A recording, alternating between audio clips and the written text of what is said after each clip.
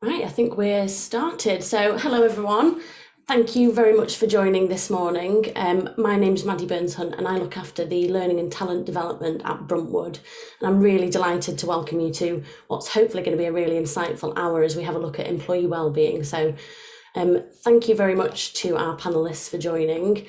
We'll come to them in a little minute, but I'll just introduce the session first. So, why wellbeing? Well, we've been speaking to lots of our customers about sort of navigating the current climate and planning their return to the office, and pretty much in every single one of these conversations, team health and wellbeing is coming right at the top of that list. And we know that lots of organisations invest time, money, resources into wellbeing programmes, and now more than ever, it's really important to make sure that they have an impact and they're well utilised. So we want to know, how do we make sure that we're not treating this subject as a bit of a tick box exercise, and how do we implement a programme that staff really make use of and are excited by? So our wonderful panel will bring lots of knowledge and expertise on this topic from pretty much every angle you can think of, and I'm sure we'll have a really well-rounded discussion. But just before I introduce them, let me just tell you a little bit about why we're here. So this webinar is part of our business support series, Spark by Bruntwood Works. And for the past year, we've been helping to bring our customers together virtually with webinars and workshops and all sorts of other types of content. And you can see everything that we've got lined up at www.bruntwood.co.uk/spark. And if you enjoyed today, I'd recommend just heading over there and seeing what else we've got on offer, because there's lots of stuff. So that's enough rabbiting on from me. It's time to hear from our panellists and get the conversation going. I'll save a bit of time at the end for Q&A, so please, anyone who's joined, just add your questions in the chat box and we'll make sure we get to them, and we're also recording the session as well. So welcome to our panellists. Thank you for joining us. It'd be good to just do some introductions and just hear who you all are, what you do, and what role wellbeing plays in the work that you do. So I'm just going to kind of handpick in the order that you are on my screen. So Alex, if you wouldn't mind starting. So I'm Alexia Roberts, Head of People for Bruntwood, and my role is to really ensure that kind of colleague wellbeing is integrated in the business through our culture, through our leadership, and through our people practices. Thank you, Alex. I'll go now to Leah. Hi everyone, my name is Leah Heath. I work for Work Life by Open Money, which is an employee benefits solution. My job within this is to advise on the wellbeing proposition of the platform and its offerings to ensure that we're in keeping with the expectations of the SME employers and providing brilliant wellbeing solutions for their employees. And I also write about wellbeing as a key ambassador for Work Life with a specialism in financial wellbeing. Thank you very much. And to Vanessa now, please. Hello, good morning. I'm Vanessa Jackson. I head up the HR recruitment team at We Are Adam, or Adam Recruitment, however, as you know us. And I get to see firsthand the benefits of workplace wellbeing when I'm working with my clients. Thank you very much, Vanessa.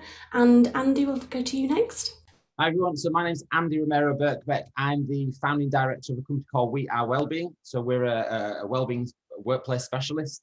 So for me, wellbeing, I suppose my role within wellbeing really is working with organisations on a partnership front to make sure that when they are looking at wellbeing, that they're investing in the right way, the projects are going to work, they become successful overall, and we see really positive outcomes. So it's quite a nice position to be in, because I get to work with lots of different organisations in different contexts. Thank you, Andy. And finally to Rob. Hi, I'm Rob Marshall. I'm Managing Director of Work Life by Open Money. I work with Leah. So our business was created last year as part of the Open Money Group to provide workplace benefit solutions to SME businesses. And a big part of that is wellbeing, specifically financial wellbeing. Well, thank you very much, all of you, for joining us. So I suppose just to start, I'd like to just throw a question out to all of you and just sort of, open it up to anybody who wants to answer. Workplace wellbeing, this is a phrase that we've been hearing for quite a long time now, but what do you think this actually means? What does workplace wellbeing mean to you? I'll open that up to anyone who kind of wants to. I'll jump in. So wellbeing to me, really, we hear the common definition that well-being is a person's health and happiness.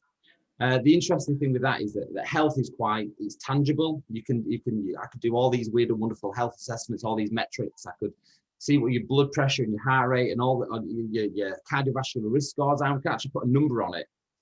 So from a health and happiness perspective, well-being is measurable in that sense from a health perspective. But when we start talking about a person's happiness, it's a lot more difficult to gauge. It's subjective, which means that it doesn't end up on any government or public policies. So none of the organisations that we work with have anything in their policy to say that we endeavour to keep our people this happy this amount of the time. But we know that happiness is fundamental to engagement and motivation and health as well. So for me, it's treading that line between health and happiness and making sure that actually we pay happiness the attention that it deserves within the workplace. And fundamentally, if you've got a successful or a strong workplace well-being, it can directly affect employee engagement and organizational performance, and we see that with our clients. I think from my perspective, it's about creating that environment where people can show up at the best every day. It completely links back to performance. People are only going to perform and do the very best if they are healthy, if they are happy. So we want to really inspire our colleagues to lead healthier lives, because it completely impacts on their experience at work. Yeah, and I think what you said there, Alex, is really key. It's all about your environment, whether that is the physical office space that we're in or the culture that HRD has for their business. I would say that workplace wellbeing specifically means having a positive relationship with yourself, others, and your environment at work. That's provided and aided by your workplace, making you feel comfortable and secure in that your employer is providing a positive impact on your life. So that comes into the happiness that you were talking about, Andy, as well. But it's such a broad meaning, and lots of different people will attribute different meanings to it. Yeah, there's not one size fits all, and it's got to be meaningful for your organisation and your people. The difficulty with it is that because it's, like you say, it's individual perspective, I guess, of how we feel, well-being impacts us. So the challenge organisations really have with this is you've got either 50 people or a few thousand people, there's not one size fits all. So you've got to have quite a broad program of events and a broad approach to it to make sure that you're engaging the wider audience. One of the big challenges really with this is that quite often, if you run a wellbeing program, you'll engage the people that are already engaged with their health and wellbeing. So the difficulty is reaching out to those that are not engaged, that are not actually interested in it. Yeah, absolutely. Yeah, I think one of the other challenges, for wellbeing, especially in the workplace, is that in the past there's been a stigma attached to it, especially around financial, mental health and wellbeing, that employees may be worried that being honest and open about any issues they may have could it negatively impact their career, or they could be seen in a different light. And I think it's always been on the physical side of wellbeing. If somebody's ill, then they tend to be fairly open about it, physically ill. But I think mental health and wellbeing, especially, the stigma's always been there. And I think we are making great inroads into creating a more open and honest culture within workplace, and that's really important to do. Yeah, absolutely. A couple of you mentioned sort of challenges around workplace wellbeing there, and obviously a big challenge that we've all faced over the last year is the COVID-19 pandemic. So in your opinions, has COVID changed what employees are expecting from their organisations, and kind of how have you seen that play out? Sorry, go on. You go first, Rob. We survey every 6 months. We survey 750 SME businesses independently. We did a survey about 7-8 months ago, and we just had the results from the second one.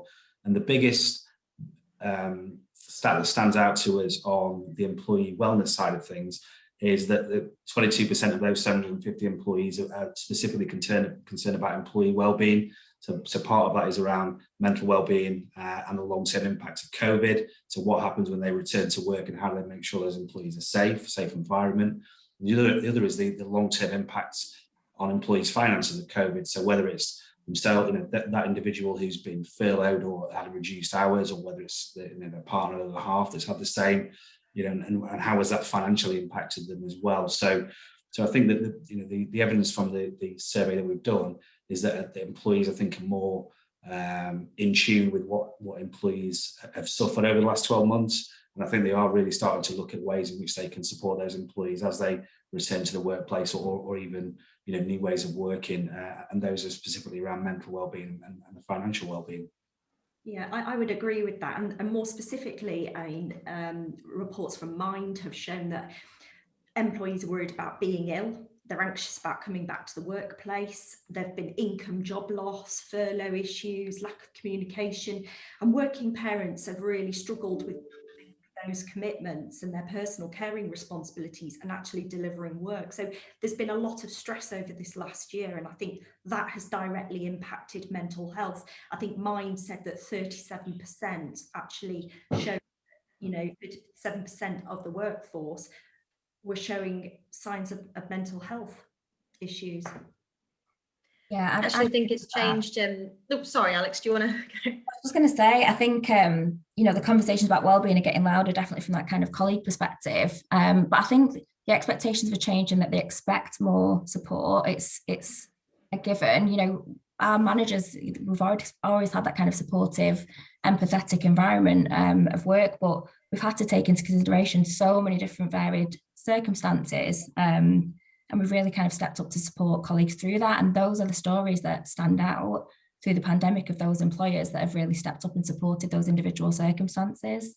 Yeah, and I think that's really important that it's done at a business level, because I think there's always been a real variation with who your line manager is, for example, how empathetic they are as an individual as opposed to as a business. And I think now a lot of businesses are taking more of a company-wide approach to these are the minimum requirements, or these are the things that everybody should be doing in the business, not just because your line manager is a lot more empathetic than somebody else's. I think taking that company approach is really important. Yeah, and I don't think I think it's changed much more than we can ever realise, to be honest, because not only are what you said, Alex, people's idea of what they want to demand of their workplaces are changing. I mean, you're all in my front room right now. It's getting much harder to separate work life from your home life, and therefore things that employers didn't traditionally get involved in, such as finances, mental health, they're having to get involved in now because we bring our whole selves to work. So there's not only that sort of change in dynamic, and for example, there was a YouGov webinar earlier this month, and it concluded that COVID had created a feeling of financial conservatism amongst many. So people are going to have changing attitudes towards things because of COVID, which will automatically impact their work. But then on a more conscious level, people are going to be demanding more flexibility. If you went to a job interview now and they said 9 to 5, Monday to Friday, no, you can't, sorry, you can't work 8:30 till 4:30. I think that would put a lot of people off, and you're going to lose talent. And you're also not going to get people's best work, because people have found actually they work best either a mixture. And I think in this respect, with both the employer and the employee, whether it's mental, financial, physical, etc., trust and flexibility is going to be key going forward. Totally agree with you. So we've recently done a white paper, and also we've looked at stats, and 75% of individuals who are job searching at the moment, one of the reasons why they are job searching is because there's no flexibility within their role at the moment. 7 out of 10 candidates, active candidates, wouldn't go forward for a role if there's no flexibility, and only 7.5% of active candidates would be happy with going back to the office 5 days a week. You'd never have got that before COVID, I don't think, because we didn't know that we could demand this off our workplaces, because it was just a given that you were in there the whole time. So like I say, COVID has changed our attitudes and changed our wants so much more than we could have ever thought to begin with. Yeah, because I think in a lot of organisations, it's shown that you can continue the output from home. You can do it remotely, and that there is a strong business case for some agility. There is. I think one of the big thing that's changed with COVID, though, is it's not necessarily something new. It's the fact that human beings were creatures of habit. all of a sudden we were told that we needed to work from home, which was a huge shock to the system for a lot of organizations and individuals. Then we just get used to the fact that we don't have these long commutes and we don't have to spend a fortune on train fares and dealing with Northern Rail and all the rest of it. Then all of a sudden, we're now being told that we need to come back, which is I think that's part of it. There's obviously we're seeing a lot of health anxiety about people thinking about how do we return to work.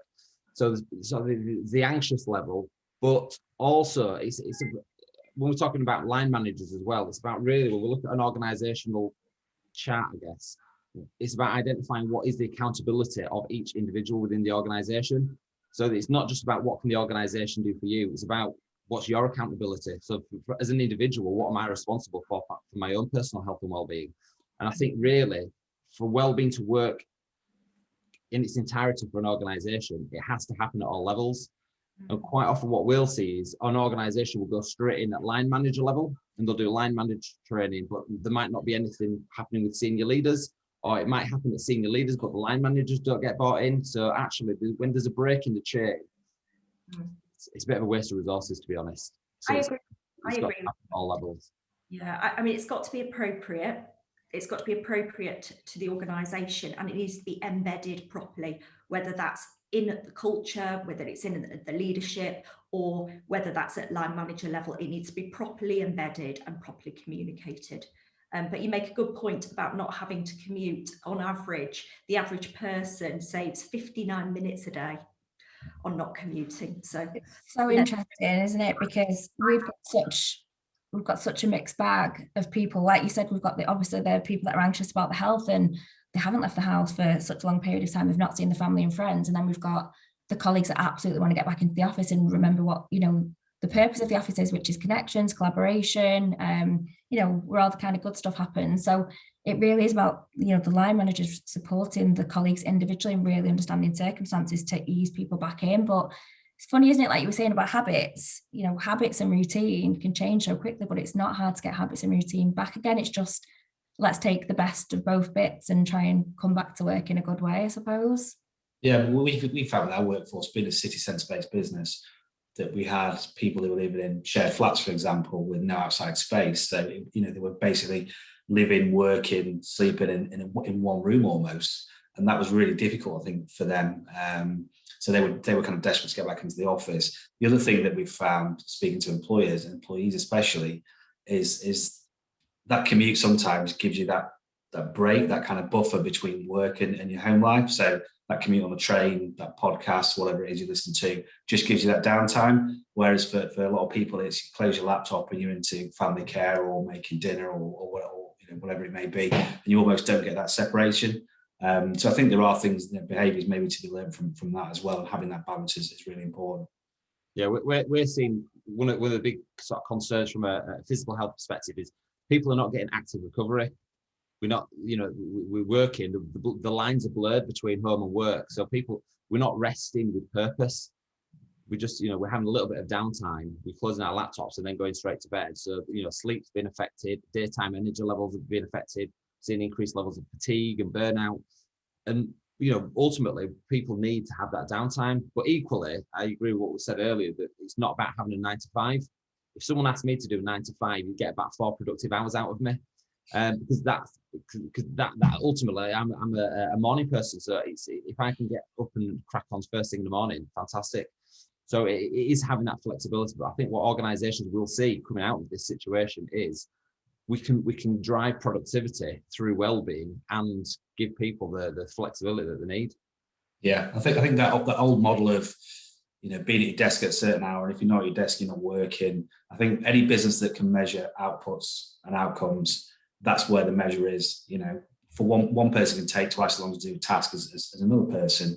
So if you can measure those things, then the fact that somebody being in the office for a specific period of time, and I'm like you, Andy, I like to work in the morning, but I also like to sometimes take some time out during the afternoon and work in the evening. It's what suits the individual. So the more that you can shape your business and allow that flexibility, again, that really helps with well-being, because you feel like you've got a choice in the matter. So it's not applicable to every business, but the employees that we speak to in various different industries, having that flexibility and feeling like they're listened to and they've got that choice is a really valuable thing to do.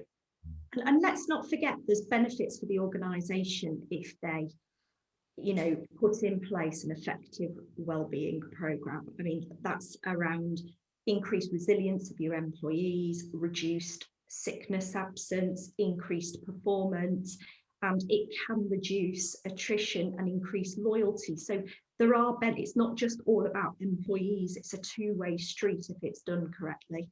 Yeah, 100%.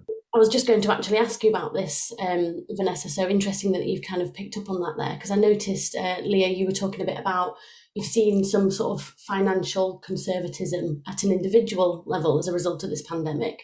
But that's not necessarily just at the individual level. We've seen businesses impact. And so what is the business case for doing this, and why should we not pause this type of activity? Can we really attach a return on investment to this type of activity? Perhaps Vanessa, if you've got some thoughts on that, and Rob and Leah from a kind of financial perspective, if you've got any thoughts there. Yeah, I mean, we are going to see an increase in people looking for clients looking for candidates. There's a lot of people who have unfortunately been displaced during COVID.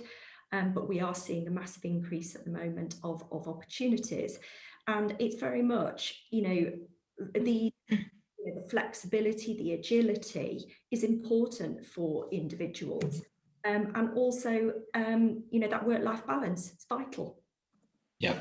I mean, the other thing I think we've discovered as a business is that actually not having those geographical restrictions means that we can recruit the best people for the job, the best candidate, as opposed to somebody who lives within an hour from the office, or somebody that's not going to have to pay fortunes in commuting costs and whatever else. So it's allowed us and a lot of other businesses we've spoken to actually say, well, if somebody's in Scotland and we're based in London, it's not an issue because they don't physically need to be there. And it's allowing businesses to be, I guess, more specific and more selective about the types of people, candidates that they want that fit their business exactly, rather than kind of settling for a candidate that it's the best we can find in our location.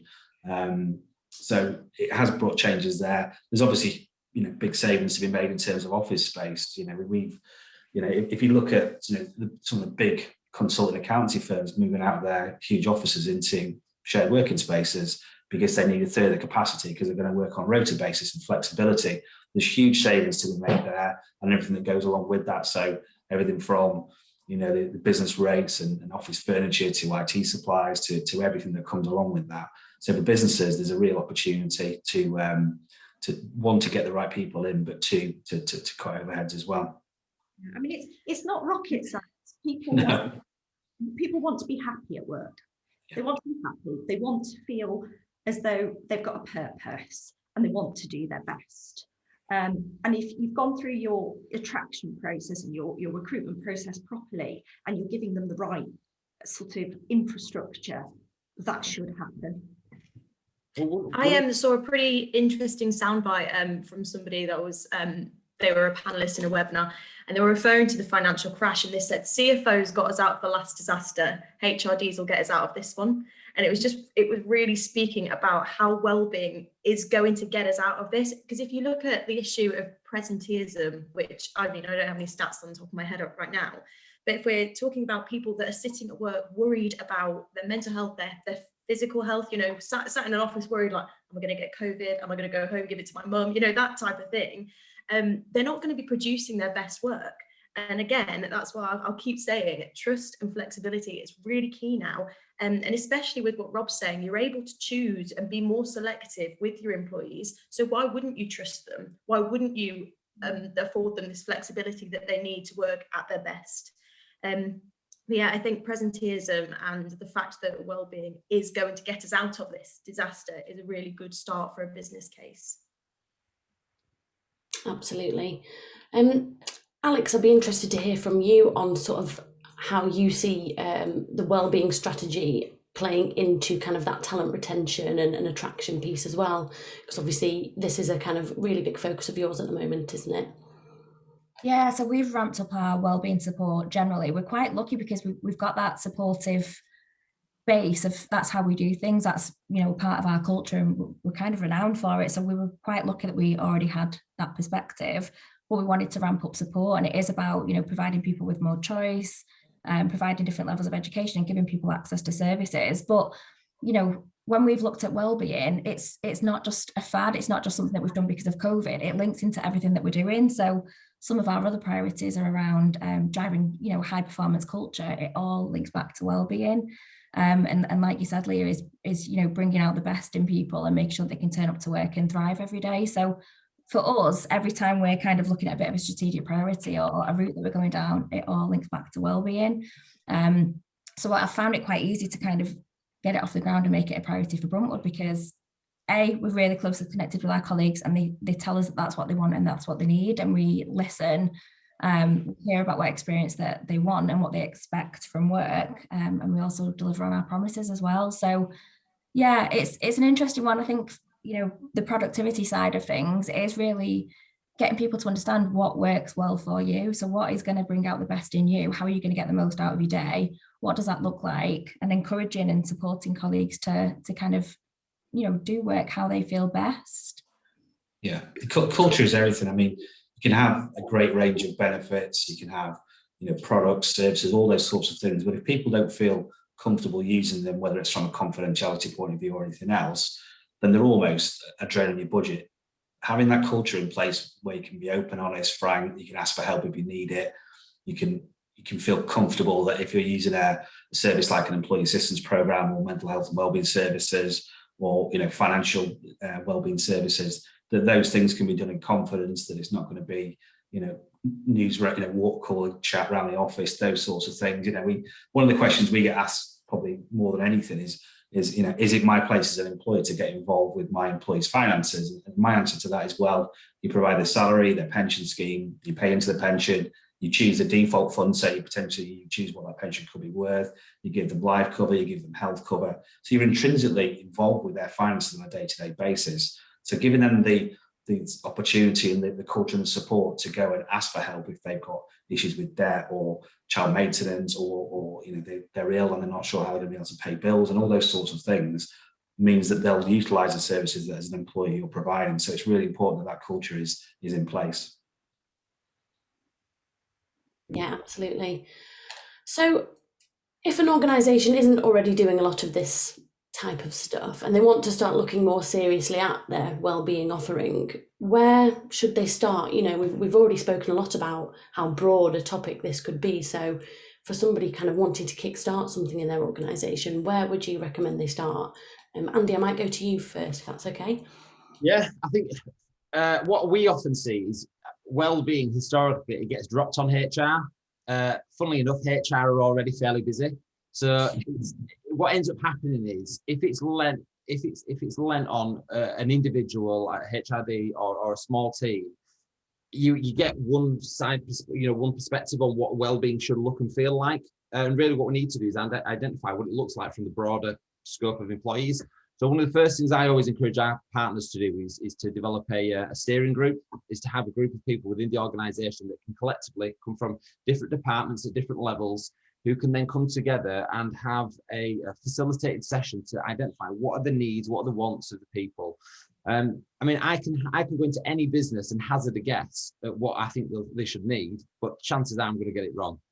So and I've been doing this for quite a while. I mean, it's all I've ever done. So I like to know that I think I know wellbeing fairly well, but I'm still likely to get it wrong, because I might be an expert in wellbeing, but I'm not an expert in wellbeing in that organisation.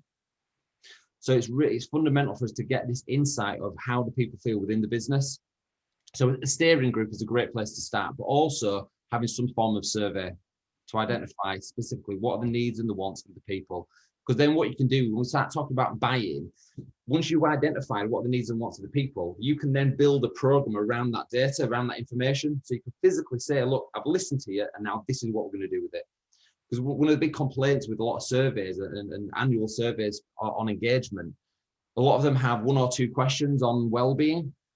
And then, we'd go into organizations quite regularly and talk to employees about their experiences of using surveys. And they'd come back and say, well, I don't even fill it in anymore. because nothing changes. I've been doing this survey for the last 5 years and nothing's happened as a result of it, so I don't even bother. So really what we want to do is make sure that if we are going to run some sort of survey and identify what are the key trends and the key areas of focus for the employees, can we actually do something with it? And ultimately, that's what gives us that buy-in. So we're asking what's important to you, and then this is how we can implement it. So it's driven by demand, really, not just based on what a generic wellbeing program should look like. Yeah. Alex, you've just run a wellbeing survey at Bruntwood, haven't you? Has that given you kind of any insights to, obviously there was already some work being done, but has that sort of changed your view on where we need to focus our time? Yeah, I think it's given us a more holistic view as to what we're actually doing and what impact we're making. The survey kind of touched on lifestyle type questions, so things like, levels of stress, how much alcohol do you drink? So that was really good information to gather anyway, which we wouldn't necessarily have had before. But I think also we asked, what is the perception of the existing wellbeing offering, which was really interesting because there was, colleagues were engaging in things that we didn't think were that impactful. And then, the future investment, what do people value the most and what would people like to see from the programme? So from that, we've ended up with a wellbeing strategy that's got some, quite clear pillars of support, which we'll wrap a programme around. So we're really addressing those kind of specific needs, but also reaching a wider group as well. And I feel like we've come up with a really inclusive wellbeing offer because of that. And we did the work with Andy from We Are Wellbeing. So thanks, Andy. I see a whole different raft of range of wellbeing initiatives, and it shows what a diverse workforce companies have. But it can range from agile working to EAPs, a cash health plan, volunteering, extra development, mindfulness programs, yoga sessions. I mean, it's endless. Cycle to work schemes, gym membership. It really has to be bespoke to what your employees want. Yeah, I think as well. Sorry, Rob. I think the way that we look at wellbeing obviously is around those kind of 4 key pillars, and the 2 things that I would take from when looking at wellbeing for employees is one, as Andy says, talk to your employees. There's no point going out spending money and time on programs and benefits that people won't engage with, they don't understand. To talk to them, but 2 is to be incremental with it. So not to just throw mud at the wall and see what sticks. It's to start small. What are the key things that can make small differences? Get employees in the mindset that these things are there to support and help them, and then expand on them over time. So putting 30 different benefits and services and whatever else in place at one go, it just won't work. You've got to be incremental with it. And if you've got things in place already, review them. If they're not working, get rid of them. If you haven't got anything in place, start small, but make sure you cover off those 4 key pillars, and then start to build on top of those pillars. So you get to a point in which you've got things that will suit everybody's circumstances, age, gender, seniority, whatever it may be. You've got those things in place for all employees, so everybody feels that they're being supported in whatever circumstances they're in. And I was just going to say as well, like the ideas that we've had are all like really good and practical, but on a more sort of ideological level, if we think about Maslow's hierarchy of needs, which we've all basically seen, just above our physiological needs, we've got safety. So we need to think about the pillars that Rob was just talking about, how we're going to achieve a level of safety with our finances, our social security, our physical health, etc. Because if we don't have this, how do we reach the top of the pyramid, which is self-realization, where there's our creativity, our problem solving, and our acceptance? So even going back to the business case at this point, it's absolutely in the benefit of employers to ensure that their employees are able to access this. So when starting to think about a strategy, you really need to think about those key integral pillars that I would say are namely mental, physical, financial, social, and environmental. They each uniquely contribute to a person's overall well-being. So you need to think of those as a starting point, I would say.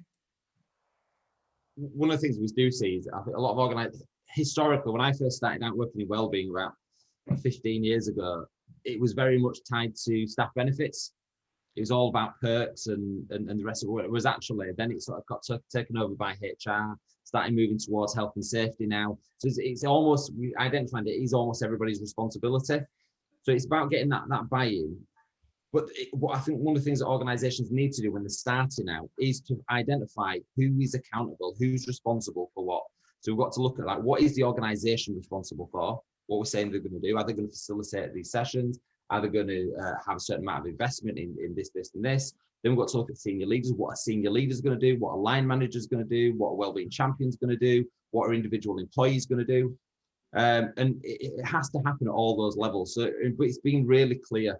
So there's no sort of ambiguity about what am I responsible for. Everybody needs to know that actually things like mental health is everybody's responsibility, not just on one person. So an organisation's got to be really clear about the statement of intent with this as well. Yeah, that's really interesting. Thank you. I liked what you said there, Leah, as well, about kind of chunking it up into those pillars and maybe having that as a good place to start. And, you know, it made me think that potentially some of those people might not naturally assume are part of wellbeing, but they really very much are. And I was wondering if any of you kind of had any other new to the market type of products or initiatives that you'd heard of recently that are being kind of weaved into that wellbeing offering that we might not have seen originally. Yeah, there's a couple of businesses that are looking at wellbeing in a more specific way. So there's a business I can't remember the name of, but they specifically focus on female health and specifically around menopause and how that affects people's physical and mental health and well-being, and how employees can help support them. So and there's a couple of other businesses that are focusing on specific groups within businesses, so gender or age or seniority. So there's a bit more of a, rather than kind of a broad brush approach, there are certain things now that there are benefit providers and services out there that are aimed at specific things that maybe weren't viewed as, viewed as part of somebody's working life, whatever it is. We've seen businesses now looking at things like paid leave for miscarriage. So there's lots of different initiatives now coming in that are focused on specifics as opposed to more of a broad brush approach. I think as well, with those 5 pillars, a lot of people work by 3 pillars. You'll see this model a billion times on LinkedIn, but the 3 that generally are unchanging are mental, physical, and now financial. But actually, I think following lockdown, we're going to be much more aware of our environment and our social connections. So I was talking to the head of people in our business not so long ago, and something that she's really keen to do is change our actual physical workspace to get more. We read an article and it basically said if you're looking out a window and you're looking into a car park, what you want is pictures of nature on your walls, because it will make people feel better, all that sort of stuff. So I think something that is new to the market that employers might not have thought about is going to be that environment that you're in at the time. So maybe rethinking workplaces is something that a few people are starting to do, and it's probably going to be for the better, I would say. That what is definitely doing, isn't it? I was just going to say, quite a lot of our new design of our buildings are focused on biophilic design, so bringing that nature inside, because it really does improve health and well-being. Nice. Yeah, having inspiring spaces, and just again really thinking about what work should be done in the workspace, and it is about that kind of the social connection, the collaboration piece, rather than it being coming in and working on your own with headphones on in an office. So yeah, that's really interesting you've brought that up, Leah. I'm just interested, so we've got lots of ideas about the things that we can do. I suppose once we've put all of these packages together, how do we then communicate that out to our employees in a way that kind of is meaningful and helps them to actually make use of it? I don't know if Vanessa or Andy or Alex, you've got any opinions on that. I think there's a lot of different channels this needs to embrace. Firstly, internal communications. So however you communicate with your workforce, I think that's absolutely vital. Internal comms, one-to-ones, especially with line managers, and regular check-ins, measuring the mood, and also ensuring their people that they manage are well, asking those questions important. And likewise, external communications. So in terms of with your EVP and your content, ensuring that the outside community knows what you offer. Likewise, positive role modeling internally, not working the long hours, having a work-life balance, A really simple one is on an email. We've just taken this on board and we stole it. Would quite happily say that. And it's a strap line at the bottom saying, "This email was sent convenient to me. Please don't respond if it's not, good for you." So, those are really simple things. Yeah, I think for us as well, Andy kind of touched on it before, but having a group of wellbeing champions, so HR team, we are quite busy. There is a lot that we want to do, and obviously wellbeing, it's so broad, and we want people that are passionate to kind of drive it forward. So we launched Wellbeing Champions to really kind of support and drive the engagement around what it is that we're doing. And just that process of getting a bunch of people who are massively passionate about all different aspects of wellbeing, really making an impact to change our culture and to drive engagement around these things has helped to cut through the clutter a little bit. We've got loads going on in the business, and it's sometimes hard to kind of cut through some of that noise and really focus, especially when you're at work. You're at work to generally work. So one, we've given colleagues recently a bit more kind of headspace at work. So we did a couple of hours off for Blue Monday so that people could purely focus on wellbeing, and I hope that we can kind of drive some of those initiatives a bit further. But just having this group of people that are massively passionate and keen to get colleagues engaged has already been driving engagement for us. We can already see that larger numbers of people are engaging with the posts that we put out, with the initiatives that we're rolling out, and it's been great. Yeah, I think there are kind of different ways you can communicate to employees. I think tone of voice is important. I think to not be too technical and not be too product or benefit based. I think to talk to people on a human level is really important. We've done things like icebreakers. So as a business, we've got people in tech and advice and these other areas. So we have a random generator which links you up with another colleague who you may not speak to because they're in a different team or different office. We set aside time for you to speak to that other person, get to know them. So as we progress to moving back to the office, everybody should hopefully know more people when they go back than when they left. But I think it's really important to, as you say, Alex, to give people headspace, to give them time to think. Things like stick your out of office on for 2 hours if you've got a project because you don't want to be distracted, just to give you that time where you can feel like you can cope with your workload. You're not almost overloaded to the point in which you shut down, because that's really dangerous for an organisation, but specifically for an individual to feel that you're in a position where you're just bombarded. So give people headspace to think, because I think that's important for productivity as well. But just those kind of basic, common decency type things where you just want to give people time and space to process and to respond are really important. So those simple things are really key. And I think if you've got a wellbeing program, make it easy to access. Yeah. Within a big business, though, technology or within a big business, Wellbeing Champions is a brilliant idea, because I assume they're doing on a voluntary basis. Yeah. So you're not feeling as though you're putting more work on people instead to go, right, you've got to deal with wellbeing this week, and they're going, oh, what about my wellbeing? So you've got people that are actually interested in it and want to help within that work group. However, with the businesses that we work with, we tend to work with at Work-Life, they're SMEs. So a lot of the time they don't have the infrastructure or time, or want a lot of the time, to communicate this to their employees. And in this case, we find that the best engagement we get is when we have an active, we call them Wellbeing Champions too. It's basically a spokesperson for that business. And these businesses can be 3 people up to 100 people. It's anywhere between. But if we have a dedicated spokesperson for that business who can communicate things down to the employees, that works really well. And also, we're looking at delivering things such as a work-life-wide initiative, such as a competition or charity work. Or we did a steps challenge for our open money, and we've sort of used that as a pilot to say, well, could we do that for all of Work-Life to get everybody involved?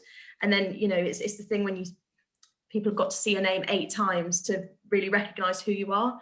So again, that's getting good engagement, and you're not just sort of thinking, right, got a benefits package, job done. Because if you don't get good engagement, like Rob said earlier, you might as well be throwing your money away. Just from a comms perspective, one of the really important things is making sure that there's absolute clarity on what the expectation is. So we talk about, how much should I be working from home? Should I, the classic example is the line manager that sits there eating their lunch at their desk. they're not telling their team that they should sit there and eat their lunch at the desk, but subliminally, that's the message that they're getting, the expectation that you should be working through your lunch break. So it's making sure there's absolute clarity on what is the expectation. And I think that's sometimes where people, individuals, we jump to conclusions and we assume things that we shouldn't assume. So it's making sure that from an organizational setting, from a line manager setting, we're really, really clear on, as an employee here, what do we expect of you? What do we expect you to do? Yeah, and I think the organisation I've seen do it really well is where it's championed up at the top. They buy into it and they get it. And I think, it then cascades down. I remember years ago, one of the best sessions I ever led, the actual CEO of the organisation did a bit of an introduction for me to his whole team. And you can tell there are a few cynics in the room, as they always are. And he basically talked about his own personal situation, his own personal story and journey on wellbeing, and why it was his investment into the organisation was around wellbeing for that reason. And as soon as he came out and led that initial discussion, we had 100% buy-in because it came from the very top. We've come full circle, and that goes back to the stigma behind talking about well-being that traditionally companies haven't got involved in. So if we're leading, as you say, leading from the C-suite, and people are telling their stories and really relating to people on a real level, not just like a corporate business level, people are going to be more engaged, because at the end of the day, you don't live to work, you work to live. So if we're combining those two and it's becoming more blended, then you do need to acknowledge that on a personal level. I've just spotted that we've had a question in, which Rob's already replied to, but just in case people haven't been able to see the chat. So the question was from Hannah Johnson, and she says, you mentioned the name generator to help people build relationships while not in the workplace. How has this been successful and how have people responded to it? Just wondered if you could just talk a little bit about your response there in case people can't read it. Yeah, so as a business, we've got around 100 employees, and probably half of them are on the tech side of business, so developers and designers and that sort of side of it. And then we've got the advisors, the consultants and that sort of thing. So there was always this thing in the office, we called it the great divide. So the developers were in one side of the business, everybody else was in the other, and kind of never the two shall meet. So it really helps, because on a day-to-day basis, I wouldn't go over and talk to a developer the same reason that they wouldn't come over and talk to me. It's helped that we've had this random generator to say, well, now I know this person, I've spoken to them, I know them on a personal level, if I see them in the office, we can grab a coffee, we can say hello. So it's really helped from that side of it. So whether it's people in different locations, different floors, different departments, different levels of seniority, we don't differentiate. We throw all the names into the generator and it just pulls out. So it could be the CEO talking to one of the apprentices. It could be anywhere in between. And it's really helped for people to have those kind of human connections, even though they're not physically together. It's probably worked better on that base than it has, pulling somebody from the desk and somebody else and saying you two talk to each other. So it's been really, really good. Yeah, we've actually done something similar within our team, haven't we, Alex? We're just within our own team, sort of coffee roulette, where each week we just met with a different person, and it's been a kind of no work talk policy. We've just had a catch up, found out what people have been up to, and it was just been nice to kind of, like you said, bring that social and human connection back in when you've not necessarily been getting much of it. I think we've probably got time for one more question before I open up to any Q&A if anybody's got any. Finally, I think, as you were kind of mentioning there, that making that additional effort to build a social connection, because we've been missing it. Lots of people are now looking to bring their teams back because of this, and because it's time to come back into the office for many people. We've got remote workers, we've got others in office. How do we ensure that people are feeling supported when they're not physically in the same space, when we've got some still at home and some in the office? How do we make sure that people are feeling supported and like they can do what they need to do? Maybe a question for Alex, that one. I was going to say, it's really interesting, this one, because we've just kind of touched on some of those social connections. When I have been back in the office and I've started to see people over the last few months, we've all been making jokes of, being socially anxious and having to kind of learn how to socialize again. But it's not a joke, it's the reality. We've been sat on our own, working always on, always kind of virtual. And it really is hard to kind of then go to an office and stop and think and be comfortable to just have a nice coffee conversation with someone and find out what they're doing. It's weird. So I think the more that we can do to kind of support those social connections and put some good practices in like that, and just give teams the opportunity to kind of reconnect and spend time together, I think massively help.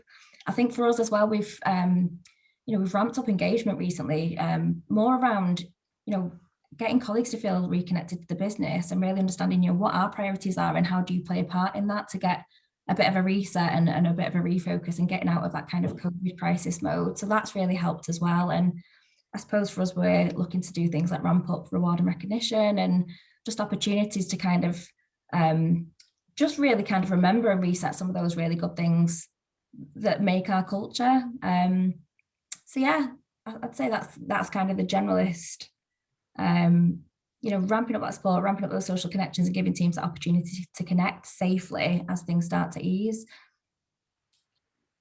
And has anybody got any thoughts about how we support people when they're in sort of two spaces? Is it about keeping those social connections going? Is it, utilising more tech? How do we support people when they're not all back in the office just yet?